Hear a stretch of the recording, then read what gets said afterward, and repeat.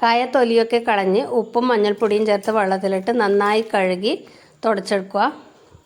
പിന്നെ നടുകെ പിളർന്ന് 1/2 ഇഞ്ച് വലിപ്പമുള്ള കഷ്ണങ്ങളാക്കി മുറിച്ചെടുത്ത് തിളച്ച എണ്ണയിലിട്ട് വറുത്ത് കോരുക. നല്ല ക്രിസ്പി ആകുന്നത് വരെ കിലുകിലെ ഒച്ച കേൾക്കുന്നത് വരെ വറുത്ത് കോരിയെടുക്കുക.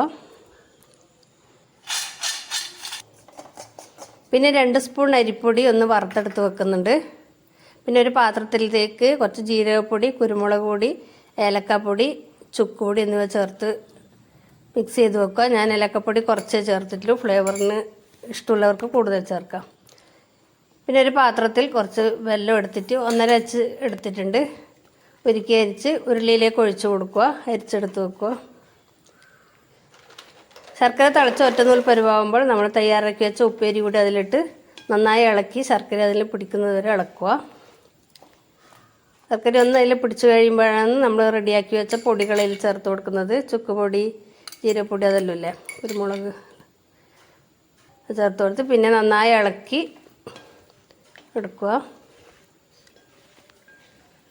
ശർക്കരപ്പാവും പൊടികളും എല്ലാം ഉപ്പേരിയിലേക്ക് അങ്ങ് പിടിച്ച് കഴിഞ്ഞതിന് ശേഷം ആണ് അരിപ്പൊടി ചേർത്ത് കൊടുക്കുന്നത്.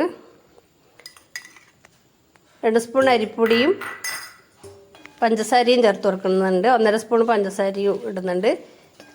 ഇത് തമ്മിൽ ഒട്ടിപ്പിടിക്കാതിരിക്കാൻ വേണ്ടിയാണ് ഇത് ചേർക്കുന്നത്. ഇങ്ങനെ വിട്ട് നിൽക്കാൻ വേണ്ടി അത് കുറേശ്ശെയായി ചേർത്ത് നന്നായി ഇളക്കി ഡ്രൈ ആക്കി എടുക്കുകയാണ് വേണ്ടത്.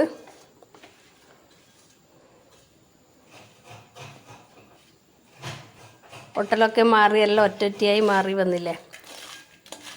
അപ്പോൾ നമ്മുടെ ശർക്കര വരട്ടി റെഡി ആയിട്ടുണ്ട്. അപ്പോൾ എല്ലാവർക്കും ഓണാശംസകൾ. Thank you.